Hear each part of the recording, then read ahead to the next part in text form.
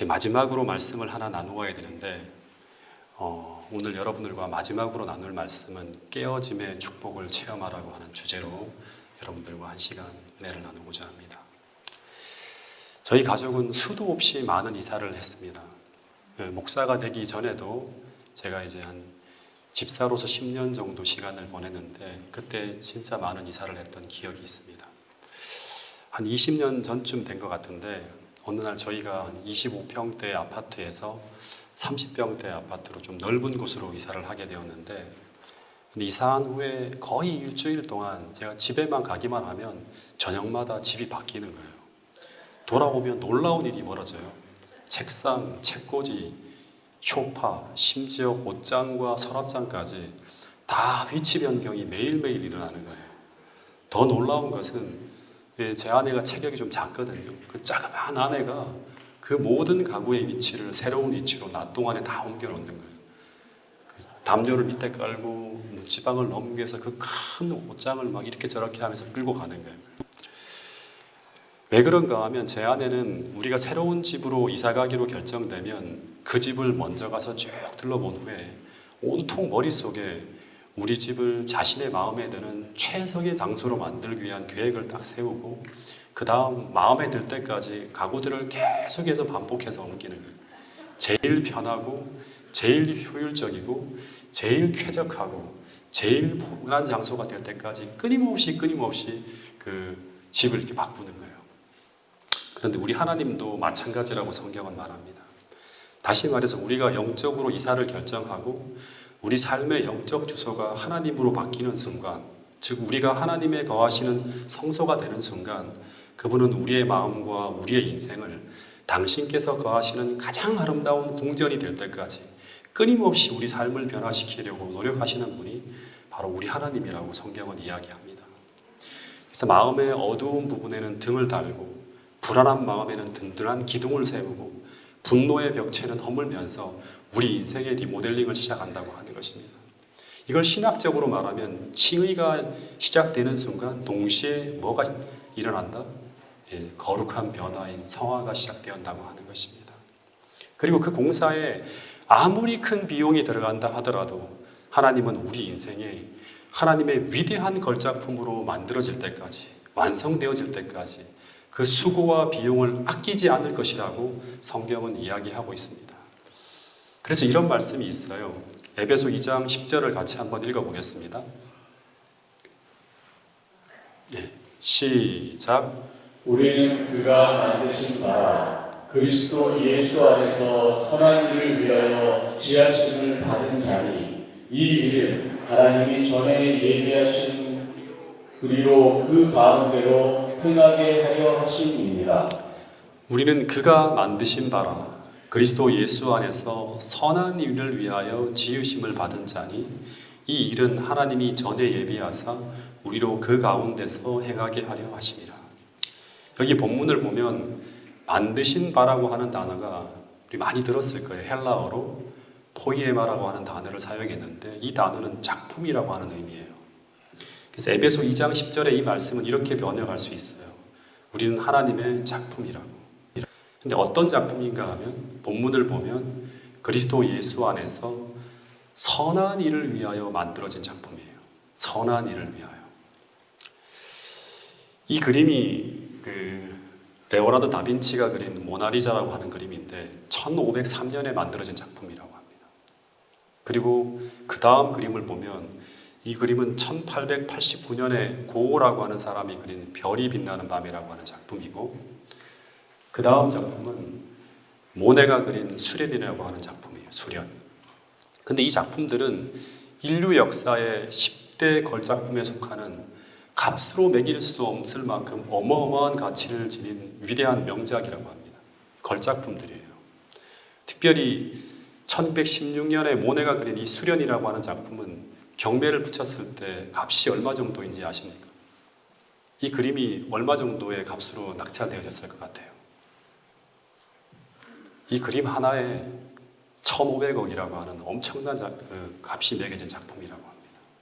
근데 이런 위대한 작품들을 볼 때 사람들은 어떤 말들을 하게 되는가 하면 먼저는 이 작품에 대한 찬사가 터져 나옵니다. 와, 이 작품 정말 훌륭하다, 아름답다, 놀랍다 이런 말들을 하게 돼요. 그리고 그 다음 이 작품의 감동을 받고 경탄하는 모든 사람들은 이제 이 작품을 보면서 또 무엇을 주목하게 될까요? 이런 위대한 작품을 만든 사람, 이런 위대한 그림을 그린 사람을 주목하게 됩니다. 도대체 이런 위대한 작품을 만든 사람은 누구일까? 그는 어떻게 이런 위대한 작품을 만들었을까 하면서 이 위대한 작품을 만든 그 작가에게 모든 시선이 쏠리면서 그에게 모든 영광과 찬사를 돌리게 됩니다.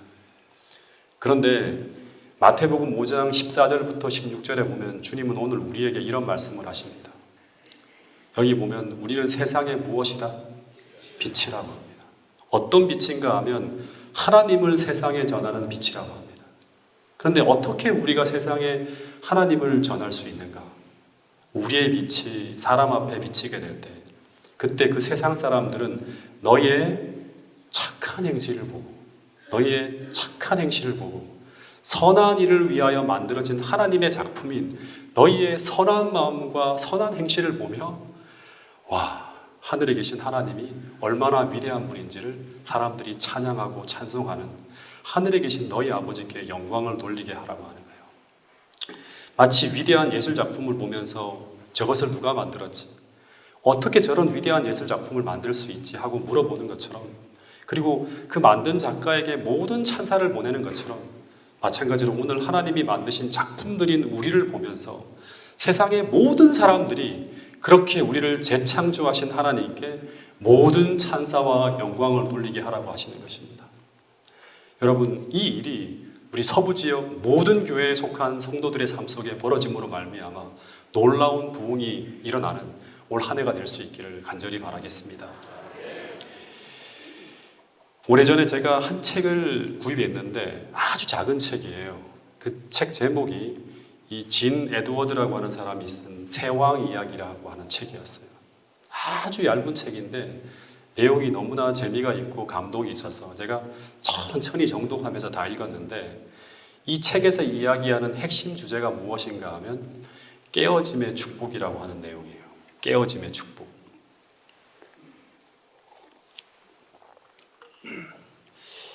어느 교회에 이제 한 분이 교회에 들어오게 되었는데, 근데 이분은 사회에서 고위직에 있었던 아주 훌륭하고 똑똑하고 열정이 넘치는 그런 분이셨어요. 근데 이분이 이 교회를 10년 가까이 다니고 계셨는데, 근데 사람들이 이야기하기를 그분은 교회를 다니기 전이나 교회를 다닌 후나 전혀 변화가 없다는 말을 수시로 사람들이 해요. 그러면서 사람들이 말하기를 왜 그분은 그토록 좋은 말씀을 다 듣고 하는데 왜 변화가 일어나지 않을까? 이런 말을 하는 거예요.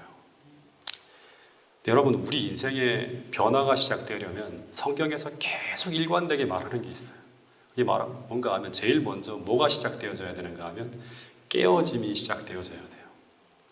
그래서 오늘 우리가 단 한 번도 주님의 손에서 깨어지고 굴복되어지는 그런 경험을 단 한 번도 한 적이 없다면 우리 인생에는 주님께서 만지시고 다듬는 그런 주님의 흔적이 전혀 없을 수도 있다고 하는 거예요.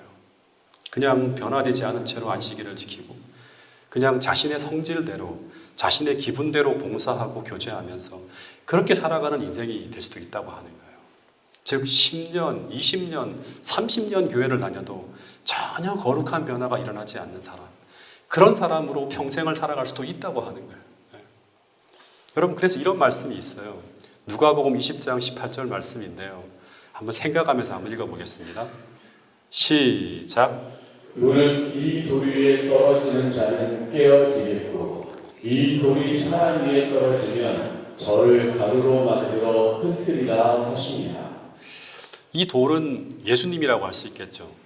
그래서 이 말씀은 이 돌 위에 스스로 떨어져 깨어지는 자는 구원을 얻을 뿐 아니라 변화를 경험하게 되고, 반대로 그리스도인이라고 하면서 자아를 깨트리지 않고 살아가는 인생은 언젠가는 주님이 오시는 그날 주님의 그분의 오심에 의해서 그 인생과 삶이 파멸되어지는 그런 결과를 당하게 될 수도 있다고 말씀하고 있는 것입니다. 여러분, 성경에 보면 이런 케이스의 신앙인들이 무수히 많이 등장합니다. 이런 분들을 저는 깨어지지 않은 그리스도인이라고 부르는데, 근데 이분들의 특징은 뭔가 하면 하나님의 뜻대로 살지 않고 자신의 기분대로, 자신의 고집대로만 삽니다. 그 주인이 자신이에요. 절대 하나님이 아니에요. 그 중에 대표적인 성경 인물이 누구인가 하면 이스라엘의 초대 왕인 사울이라고 합니다. 이 사울은 깨어지지 않은 그리스도인의 대표적인 인물입니다. 근데 사울의 시작은 분명히 그리스도인이었죠. 그는 평생 교회를 다니면서 양을 잡는 종교예식에 참여하며 살아간 사람이에요. 그런데 그는 변화되지 않았고, 그래서 하나님의 작품이 되는데 실패하며 결국 비참하게 그의 인생이 끝이 납니다. 근데 그 이유를 이 세왕 이야기라고 하는 책에 의하면 이 깨어짐이라고 하는 그리스도인의 첫째 관문을 통과하지 않았기 때문이라고 합니다. 못했기 때문이라고 합니다. 유다도 마찬가지죠. 그는 예수님의 제자 중에 핵심 제자였고 3년 반 동안 교회를 다녔어요. 그것도 어떻게 다녔는가 하면 밤낮 최고의 교사를 따라다니면서 거의 교회에서 살았어요. 먹고 자고 하며 살았어요. 그리고 제가 생각하기에 유다는 성경 지식에 있어서 제자들 중 최고였을 거예요. 전도 능력도 가장 탁월한 능력을 발휘했을 거예요. 왜냐하면 그는 제자들 중에서 가장 뛰어난 지적 능력을 갖춘 사람이었기 때문에 가는 곳마다 인기 있는 교사였고 12제자들 가운데서도 가장 영향력이 큰 사람 중에 하나였어요. 그런데 그는 비열하고 탐욕스러운 마음을 변화시키지 못했어요. 그 결과 그는 실패한 인생으로 그의 인생을 마감하게 됩니다. 그런데 그 이유를 시대의 소망에 보면 이렇게 적고 있어요. 그는 그리스도께 그 자신을 완전히 복종시키지 않았고, 즉 이 말은 무슨 말인가 하면 그는 그리스도 앞에서 깨어지지 않았다고 하는 거예요. 그래서 그는 그리스도의 생각과 다른 자신의 판단과 자기 나름의 생각을 가질 수 있다는 생각을 하면서 비판하고 비난하는 성질을 길렀다고 하는 거예요. 즉 깨어지지 않으니까 변화되지 않는 악한 성질이 계속 자라나는 거예요. 멈추지 않아요. 자라나요, 계속. 교회를 다니지만 자라나는 거예요. 이 말은 그는 그리스도 앞에 온전히 깨어지는 경험을 하지 못했다고 하는 거예요. 다시 말하면 그는 그리스도인으로 첫째 관문인 깨어짐이라고 하는 이 관문을 통과하지 못했다라고 하는 말이에요. 그래서 그는 자신의 못된 성질에 끌려 살아가는 거예요. 하나님은 손대지 못하고 그를 빚어 만들 수가 없어요. 점점 더 악해지고 점점 더 무서워지는 거예요. 그리고 점점 더 불행해지는 거예요. 여러분, 제가 전임지에서 리모델링을 한번 했는데 그 리모델링을 하게 된 계기는 뭔가 하면 전도회를 치르고 났는데 이 식당이 이제 좌식이에요. 사람들이 다 불편해하는 거예요. 처음에는 제가 식탁만 빨리 바꾸려고 했는데 근데 어떤 분이 식탁만 바꾸지 말고 식당을 전면적으로 리모델링 하자고 하는 그런 제안을 했어요. 근데 이 문제는 뭔가 하면 전면적인 리모델링을 하는 것은 이제 하려고 하면 어떻게 해야 되는가 하면 기존에 세워져 있는 것들을 완전히 허물어야 되기 때문에 쉽지 않은 대공사가 될 것 같아서 마음에 좀 갈등이 일었어요. 처음에는 그냥 식당만 갖다 놓고 리모델링은 나중에 할까 하는 생각을 했어요. 근데 어떤 분이 말하기를 그렇게 하면 이 새로운 식탁이 그 식당과 너무나 조화가 되지 않아서 이상하게 이제 보일 수 있다고 하는 거예요. 사람들의 눈에 볼 때. 여러분 마찬가지예요. 오늘 우리가 우리 안을 다 허물어서 전체적인 인생의 틀을 바꾸지 않고 단지 종교인이라고 하는 형식적 물건만 우리 안에 딱 갖다 놓으면 우리는 유다나 사울처럼 이상한 그리스도인이 될 수 있어요. 그래서 하나님은 우리 인생을 단순한 몇 가지 개선만 하는 것이 아니라 마음과 습관과 품성을 완전히 변화시키는 전면적인 리모델링을 계획하시는 분이 바로 우리 하나님이라고 하는 사실을 기억해야 됩니다. 그래서 다수가 이제 이 식당의 전면적인 리모델링을 원해서 그렇게 하기로 계획을 세우고 진행을 했어요. 그래서 그 시작이 뭔가 하면 어느 저녁에 이제 전 교인들이 붙어서 천장을 뜯어내고요. 그 다음에 문을 뜯어내고 벽체를 허물면서 모든 내부의 구조물들을 허무는 작업을 하기 시작했어요. 그러자 그 허무는 과정에서 나오는 먼지로 인해서 주변이 엉망이 되어지는 불편함을 감수해야 됐어요. 더해서 엄청난 먼지와 더불어서 엄청난 폐기물들이 나오는 거예요. 그걸 다 꺼냈어요, 전부 다. 그리고 그 힘들고 어려운 공정이 지나가니까 그 다음에 어떤 일이 시작되어지는가 하면 인테리어를 위해서 기술자들이 들어가서 인테리어를 시작하는데 페인트 칠을 하는데 딱 반나절. 그리고 그 안에 식탁과 의자가 들어오는 것은 순식간이고 그 다음에 북박이 의자와 북박이 장을 설치하는 것도 금방금방 진행되면서 단 며칠 안에 끝나버려요. 근데 이 리모델링의 과정에서 가장 긴 시간이 소요되어지고 가장 많은 인력이 들어가고 가장 큰 수고와 불편함과 고통이 따르는 일은 이 벽체와 천장을 허물고 그 안에 있는 모든 것들을 다 빼내는 것. 이것이 엄두가 안 나는 거예요. 기존에 있는 것들을 허물어 버리는 것. 이게 가장 힘든 것이었어요. 그래서 인테리어를 하는 전문가들은 말하기를 새 집을 인테리어 하는 것보다 살고 있는 집을 리모델링 하는 것이 훨씬 더 어렵다고 해요. 왜냐하면 리모델링이라고 하는 것은 먼저 세워져 있는 틀을 깨트리고 철거하는 일이 먼저 진행되어져야 되기 때문이라고 하는 것입니다. 여러분, 마찬가지로 하나님이 우리 인간을 처음 창조하실 때와 이 잘못 만들어 잘못되어진 인간을 리모델링하는 것, 어느 것이 더 힘들고 어려우실까요? 창조하는 일은 생명이 없는 상태에서, 의지가 없는 상태에서 진행되어지는 일이기 때문에, 틀이 만들어지지 않은 상태에서 진행되어지는 일이기 때문에 우리의 동의 없이 하나님이 원하시는 대로 창조하실 수 있어요.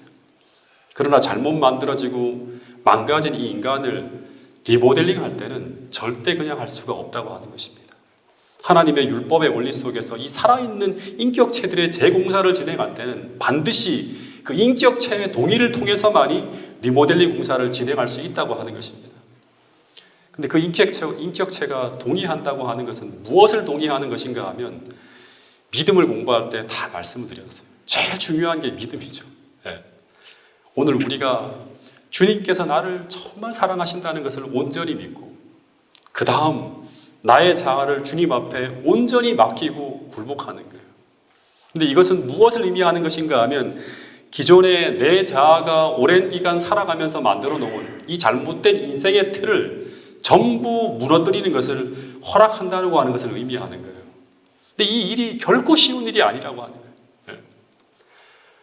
근데 성경을 읽어보면 어느 누구도 하나님의 걸작품이 되기 전에 이 깨어짐이라고 하는 학교로 들어가는 이 과정을 피해간 경우를 본 적이 없다고 하는 거예요. 여러분, 제 인생 이야기를 좀 잠깐 하겠는데요. 제가 아직도 많이 부족한 사람이지만 지금도 계속 변화의 과정을 걷고 있지만 제가 원래는 정말 문제가 많은 사람이었어요. 제가 시작부터 그래요. 막내로 태어났기 때문에 항상 오냐 하면서 응접바지로 자랐어요. 중고등학교 시절에는 부모님이 저를 받들어 키우다시피 했어요. 천하에 저 하나만 존재하는 것처럼 그렇게 살았어요. 근데 그런 상태로 성장하다가 이제 그리스도인이 되었는데 저는 온전한 깨어짐을 경험하지 못한 상태에서 결혼을 하게 됩니다. 그러니까 신학을 공부하기 전이었죠. 지금으로부터 한 25년이나 한 20년 정도만 해도 저는 그리스도인으로서 어떤 사람이었는가 하면 이제 자동차를 타고 가다가 제가 규정속도를 오버해서 경찰이 스피드원을 딱 사서 저를 잡아요. 그러면 경찰이 아주 친절하게 다가와서 수고하십니다 하면서 속도 위반을 했다고 하면서 제 운전면허증을 요구해요. 그럼 보통은 당시에는요, 운전자가 잘못했다고 머리를 숙이면 경찰은 그 당시 한국의 상황이 그랬어요. 오리지널을 딱지를 끊지 않고 무슨 안전벨트 위반이나 아니면 무슨 싼 것을 끊어주는 그런 시대였어요. 근데 제가 분명히 잘못을 했음에도 전 경찰관에게 머리를 숙이지 않았어요. 도리어 제가 화를 냈어요. 어떻게 화를 내었는가 하면 왜 경찰이 떳떳하게 보이는 데서 사람을 잡지 않고 숨어서 범법자들을 유도하느냐 하면서 막 따지는 거예요. 다시 말해서 쭉쭉 뻗은 길에서 대부분 운전자들이 속도를 내며 달리지 않겠느냐고. 속도 위반을 못하게 숨지 말고 미리 예방을 해야지 왜 숨어서 범법자를 유도하느냐 하면서 막 싸우다가 결국은 그 경찰이 황당해서 네 마음대로 하라고 하면서 저를 돌려보냅니다. 그리고 나중에 며칠 있다 보면 15,000원짜리 딱지를 끊어도 될 것을 5만원짜리, 6만원짜리 오리지널 딱지를 딱 끊어서 와요. 그럼 사모가 속이 터지는 거예요. 그리고 운전을 하다 제가 운전이 서툴고 또 부주의한 행동으로 끼어들기를 잘못해서 상대에게 위협을 했으면 제가 머리를 숙여야 되는데 저는 머리를 숙일 줄 몰랐어요. 매일같이 떠받들며 자라오다 보니까. 한 번은 제가 운전을 잘못해서 차선 변경을 잘못해서 버스를 크게 위협을 했어요. 그 초보 운전 때. 지금도 기억하는 36대 앞에서 이제 있었던 일인데 그래서 제가 신호등 앞에 딱 서게 되니까 그 버스 운전사와 마주하게 되었는데 그 버스 운전사가 저에게 화를 내면서 저에게 죽일 놈 살릴 놈 하는 거예요. 그러면 제가 잘못했기 때문에 죄송합니다 하고 머리를 한 번만 숙여주면 모든 것이 끝나게 돼요. 죄송합니다 하면. 근데 저는 그냥 뻔히 쳐다보는 거예요. 그러니까 그 버스 운전사가 화가 나서 버스에서 사람들이 뛰어내려 오려고 하는 거예요. 그러면 사모가 제 옆에서 저에게 제발 잘못했다고 머리를 좀 숙여달라고 간곡하게 부탁을 해요. 근데 저는 끝까지 그 버스 운전사의 얼굴만 뻔히 쳐다보는 거예요. 그러자 그 버스 운전사가 폭발 직전이 되어서 저를 가만두지 않겠다고 하면서 버스에서 막 내려오려고 할 때 그때 성주 엄마가 어떻게 하는가 하면 저를 대신해서 그 버스 운전수에게 이런 말을 하는 거예요. 아저씨, 죄송해요. 이 사람은 머리를 숙일 줄 모르는 사람이라고. 잘못했다고 하면서 저를 대신해서 사과를 하면서 그 위기를 지나가게 됩니다. 여러분, 변화되지 못한 그리스도인, 어떻게 보면 깨어지지 않은 그리스도인의 대표적인 모습은 잘못을 지적받을 때 그 지적을 받아들이지 못한다고 하는 거예요. 뿐만 아니라 어떤 분명한 잘못이 지적될 때 그것을 견디지 못하고 도리어 그것을 지적한 사람을 향해서 화를 내면서 그 상대를 공격하기도 합니다. 계속 어려움이 찾아오고 실수를 하고 불행한 일을 당해도 그것이 무엇 때문에 오는지 하나님께서 계속 지적하며 가르쳐 주어도 그것을 인정하지 않음으로 말미암아 변화가 일어나지 않는 사람들, 그 사람들이 바로 깨어지지 않은 그리스도인이에요. 거듭나지 않은 그리스도인이에요. 여러분, 깨어짐의 시작은 자신이 잘못되었음을 인정하는 거예요. 내가 죄인이라고 하는 것을 인정하는 거예요. 잘못 살아온 것을 인정하는 거예요. 그리고 하나님 앞에 통회하고 굴복하고 자복하면서 그 모습을 변화시켜 달라고 기도하며 내어놓는 거예요. 근데 깨어짐을 경험하지 못한 그리스도인은 끝까지 그것을 인정하지 않고 내어놓지 않는 거예요. 여러분, 그런데 당시 저는 교회를 다니고 있는 사람이고 더하여 저는 정말 누구보다도 성경 지식을 많이 알고 있고 심지어 예언의 신을 달달 외우며 다니는 사람이었어요. 청년회 때 수도 없이 예언의 신을 읽으면서 좋은 문구는 다 이렇게 코테이션해서 제 포켓에 넣고 다니며 외우고 있는 사람이었어요. 여러분, 그래서 저는 참 많은 고민을 하였습니다. 어떤 고민을 했는가 하면 내가 이토록 많은 성경 지식을 알고 있는데 왜 내가 변화되지 않고 있는지, 여러분, 또다시 말씀드립니다. 우리가 전적으로 하나님 앞에 굴복하고 이 불행하고 어리석은 집을 짓고 있는 이 교만한 자아가 온전히 하나님 앞에 굴복되지 않으면 우리에겐 변화가 일어나지 않습니다. 당시 저의 모습은 성경 지식만 많이 알고 있는 깨어지지 않는 그리스도인으로서의 대표적인 모습이 바로 저의 모습이었어요. 여러분, 이런 깨어지지 않은 그리스도인은 교회 안에서도 문제입니다. 당시 제가 그런 모습으로 변화되지 않고 이제 교회에서 영향력이 커져갔다면 저는 분명히 교회에 큰 문제를 일으킬 수 있는 사람으로 성장해 갔을 거예요. 당시 저는 교회의 잘못된 모습은 일일이 아주 날카롭게 비판하고 다른 교인들의 잘못된 점들은 절대 용서할 줄 모르는 그런 사람이었어요.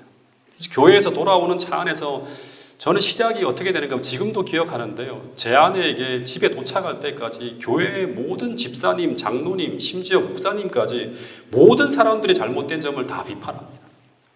그러면서 나는 그렇게 신앙하지 않는다고 하면서 어떻게 교회가 그럴 수 있느냐고 하면서 당시 제가 대단히 의로운 선지자처럼 그렇게 이야기를 하는데, 근데 제 아내는 처음에는 아무 말도 안 하고 들어주다가 점점 그런 저의 모습을 보면서 저의 신앙에 의문점을 갖기 시작해요.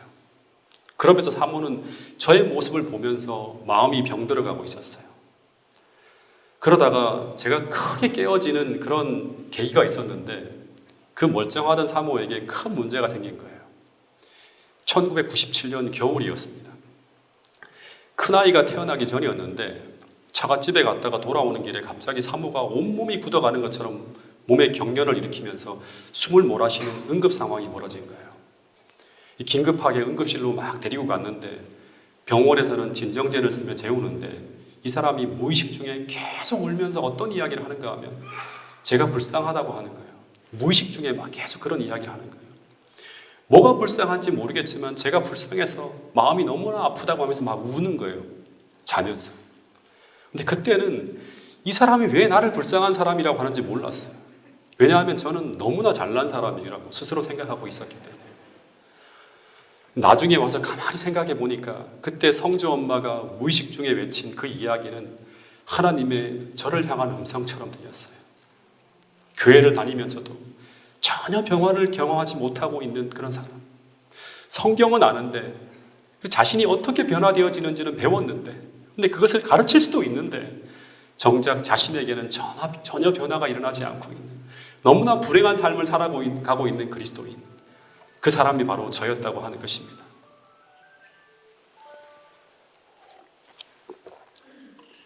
저는 결혼 전에 꿈이 있었어요.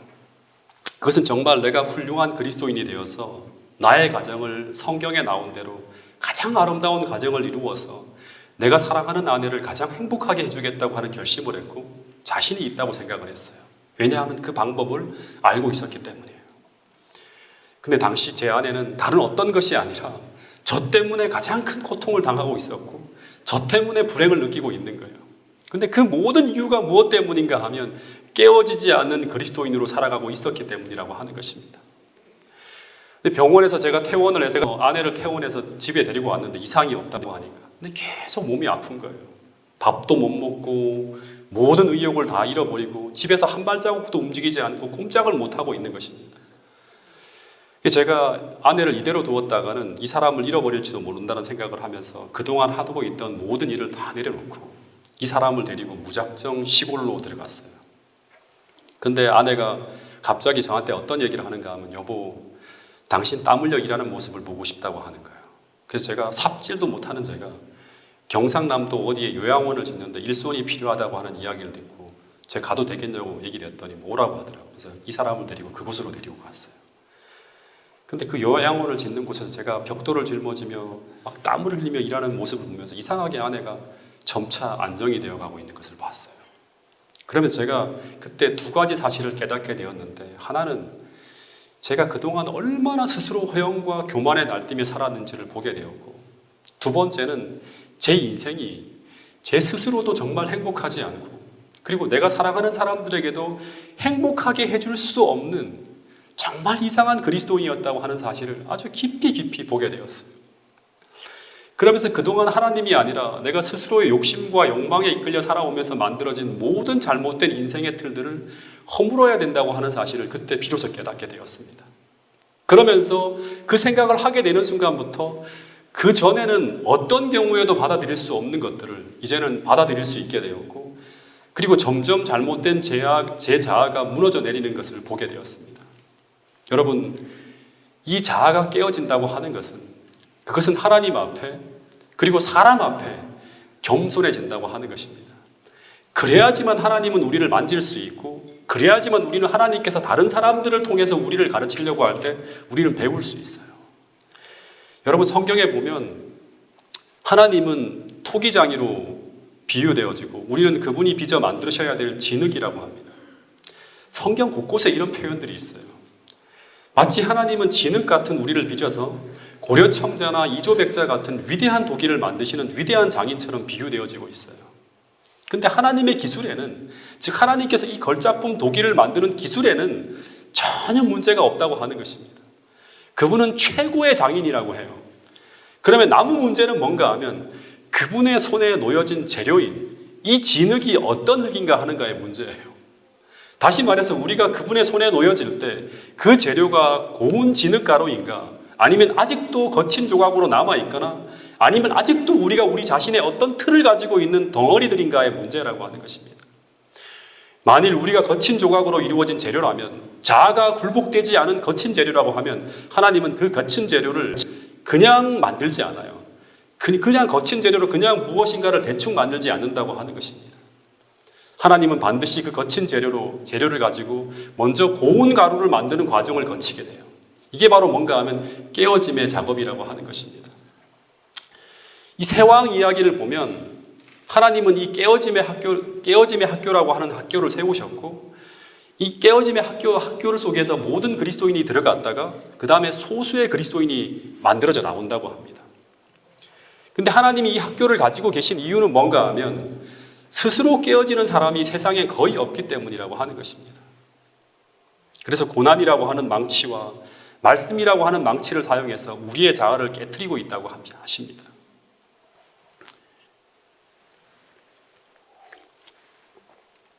성경에 보면 이 학교에 한 사람이 입학을 합니다. 그 사람이 누구인가 하면 바로 다윗이라고 하는 사람이에요. 근데 이 학교에서 이 다윗을 깨뜨리기 위해서 하나님이 고난의 망치로 사용한 도구가 무엇인가 하면 사울이라고 하는 사람이에요. 근데 이 다윗에게 이 사울은 정말 이해할 수 없는 사람이었어요. 이 다윗이 사랑하는 대상이었고, 그래서 그는 이 사울에게 사랑을 받아야 되는데, 그 반대로 그는 이 사울 아래에서 정말 기가 막힌 힘든 대접을 받으면서 상상을 초월한 10년의 세월을 보내게 됩니다. 근데 다윗은 이 불의한 미친 왕에 의해서 계속 무고를 당하고 심지어 그를 죽이려고 해도 그는 끝까지 그 모든 것을 잃으면서도 이 불의한 왕을 향해서 창을 겨누지 않는 것이 바로 다윗이 입학한 하나님의 학교라고 이 이제 진 에드워드라는 사람이 표현을 했어요. 근데 이 학교에서 그는 정말 깨어지고 갈아지고 하면서 하나님의 손에 올려진 고운 흙으로 변해가고 있었다고 하는 거예요. 10년의 세월 동안. 그리고 사무엘 하를 보면 그가 그 고난의 학교를 졸업하고 난 후에 그가 하나님의 도구로 위대한 성공을 거두는 이야기가 나오는데, 근데 그 뒤에 언제나 이런 기록이 따라가고 있었어요. 사무엘하 2장 1절에 보면 그 후에 다윗이 여호와께 물어 가로되 내가 유대의 한 성으로 올라가리이까. 사무엘하 5장 19절 다윗이 여호와께 물어 가로되 내가 블레셋 사람에게로 올라가리이까. 역대상 14장 10절 다윗이 여호와께 물어 가로되. 이 말은 다윗이 진정으로 하나님 앞에 겸손한 사람이 되었음을 보여주고 있어요. 내 감정대로, 내 생각대로, 내 판단대로 움직이는 것이 아니라 매번 하나님 앞에 자신의 지혜를 내려놓고 묻고 있는 거예요. 다시 말해 이 말씀들은 그가 하나님의 손에 자기의 모든 삶을 드린 고운 흙이 되었음을 증명하는 성경절들이에요.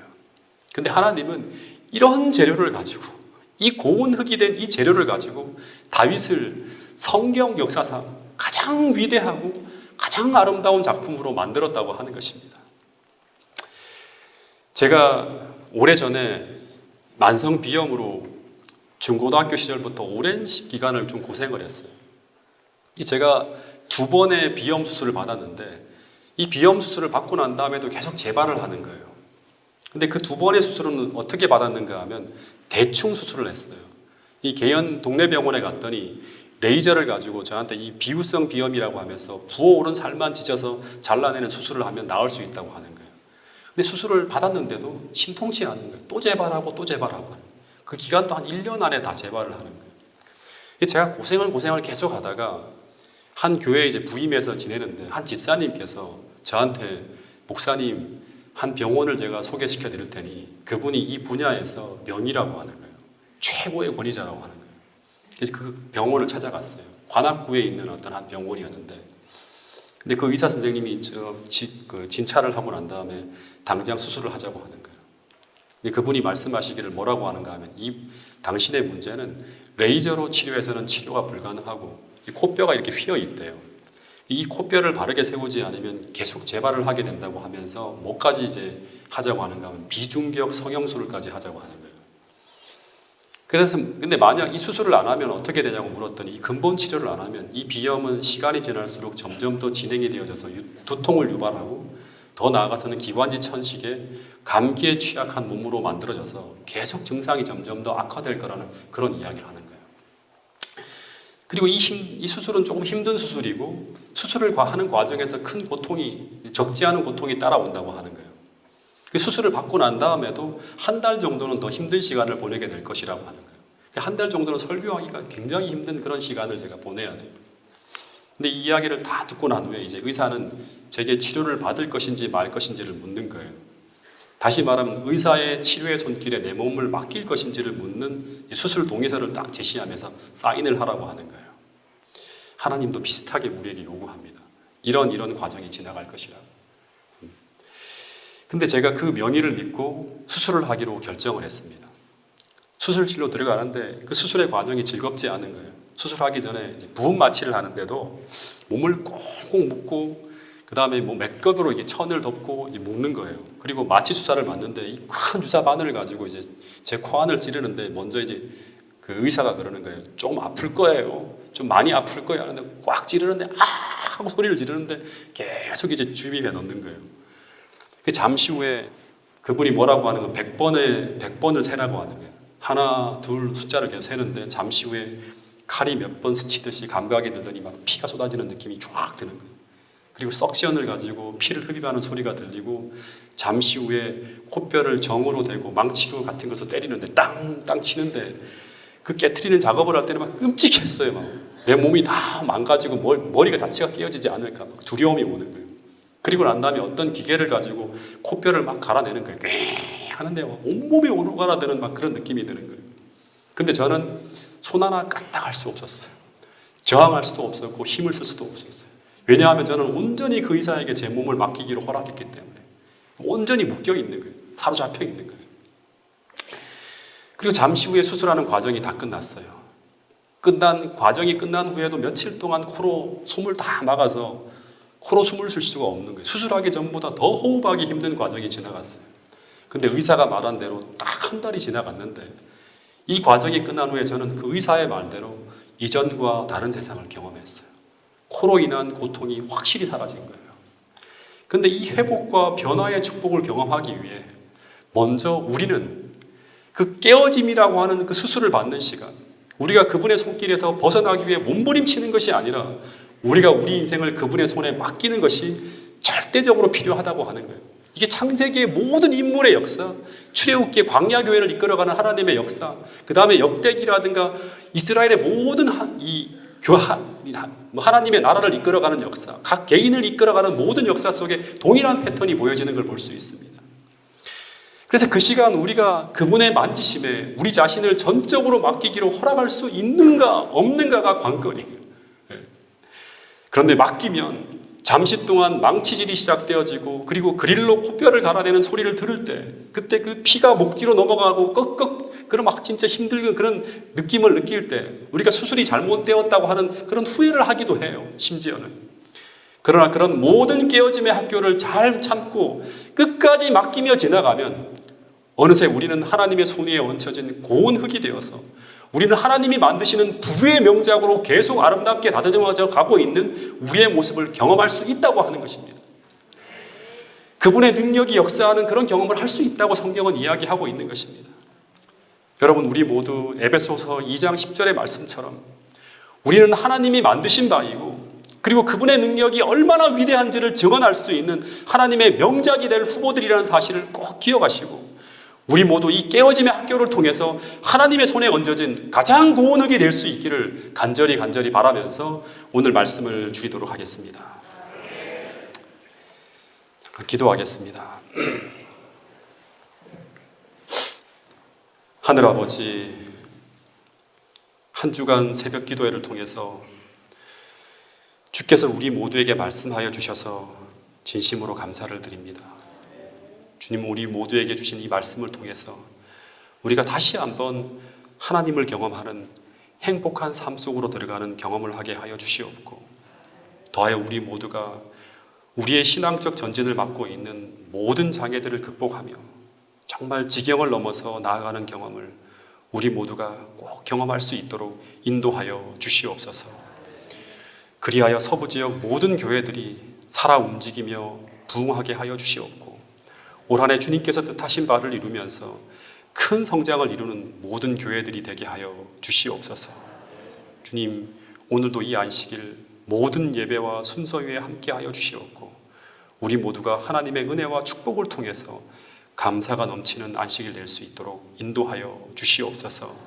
장마풍의 모든 순서가 마치기까지 우리 모두가 성령이 함께 하시고 주님이 축복하셨음을 우리 모두가 고백할 수 있는 그런 한 날 될 수 있도록 인도하여 주시옵기를 예수님 이름으로 기도드렸습니다.